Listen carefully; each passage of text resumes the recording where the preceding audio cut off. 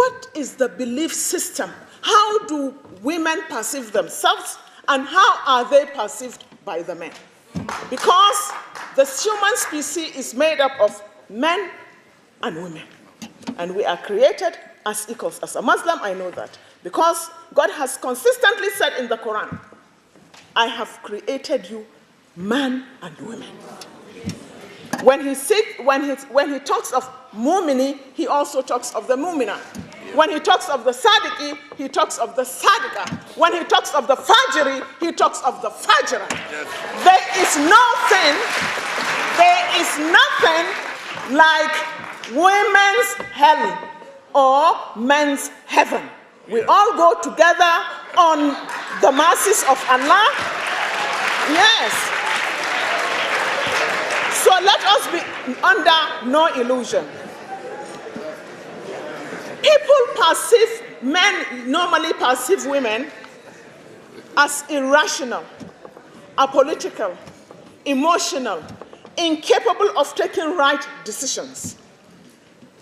But then I ask, for God's sake, if we are irrational and we are incapable of taking rational decisions, in fact, some people go to the extreme as saying that women are mad people. I ask this question: what constitutes the children of mad women? The men. Mad men. What you have are mad men. Because good begets good and bad begets bad. And you are all born of a woman. We taught you how to tie your pants. Yes, well. We taught you. Yes. We have taught you how to eat. Yes. We taught you how to walk. Yes. We molded you. Yes. So if we are mad, you guys are children of mad women, and we're all mad. We have economic barriers. Yes. I cannot take my hand-earned millions that I have not stolen, that I earned as a trader, when my children cannot get decent education. I have to spend my hard-earned money to sponsor my children in school first and foremost. I have to spend every penny that I have to make sure that my children have 3 square meals. The man will put his agbada, especially if there is famine. He is the first to run. If there is any natural disaster, he is the first to run. They are cowards, you know. But we sit back and we look after our sons and daughters. This brings me to the other impediment to our involvement in politics. That is the manipulation of religion. They have manipulated religion. I am a Muslim, and I know very little about how Christians have also manipulated religion in their various countries and regions. How tradition has been also manipulated. But I want to tell you, in northern Nigeria today, that even when they talk of the Sharia, it's a woman's Sharia. Yes. They only talk about inheritance, where they take double and we take half. When they talk about Sharia and adultery, only the woman is a culprit. Who implanted the child is the man, but nobody even brings him to court. They say he has denied. So he has denied because you are carrying it. Maybe you impregnated yourself. That is it. And let me also tell you that in Islam, the first law ordained by Allah is on governance. The first law ordained on man is on governance. It's against exploitation of man by man. When God created the heavens and the earth, according to the Quran, he sat on his throne and he made the first law that he has denied himself the right to oppress. And he has denied his creatures to oppress and exploit one another. Did you ever hear them talking about stealing public? Did you ever hear? But they chop off your hand for stealing a cow.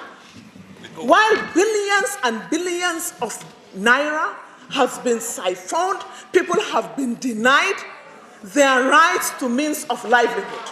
Women have persistently faced sexual molestation and intimidation.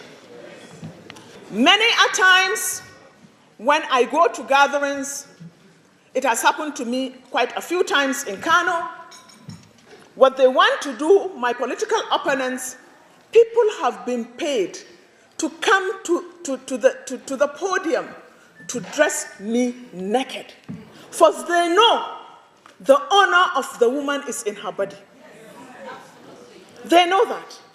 So a woman would prefer to die than to be put naked in public. But we persevere and we move on. We'll continue to move. We'll continue to move because this is our God-given country. These are our collective resources, and we refuse to be intimidated. Women going into politics must go in with a clear-cut vision, with a goal and an objective, unwavering objective as to what they want and what they want to become. Because if you start to behave like the men, you'll end up in the dustbin before you even know it. They go into politics for personal aggrandizement, to serve their egos, in most cases. I'm not saying all, but most of them do. And they can go to any length to maintain and sustain it, as we are seeing it today in our country. They will go into any length. They will kill. The assassinations. You understand? However, when a woman is focused, she has a choice to either go the way of the man or be what she wants to be as a liberator of her country and her children, as a major stakeholder. If you decide to be what the men are, then you see these women using, as they say, what I have to get what I need. I came home from Zaria, where I went to check my results, and I stopped by at my mother's place. And she said, baby, she calls me baby. Baby, have you been home? I said, no. She says, well, I heard that your house is on fire.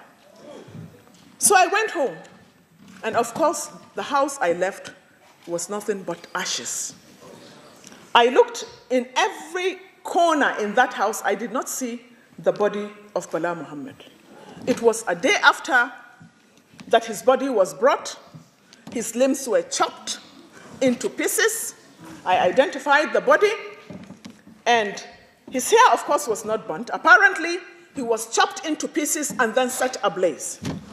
But believe you me, ladies and gentlemen, that was the turning point in my life.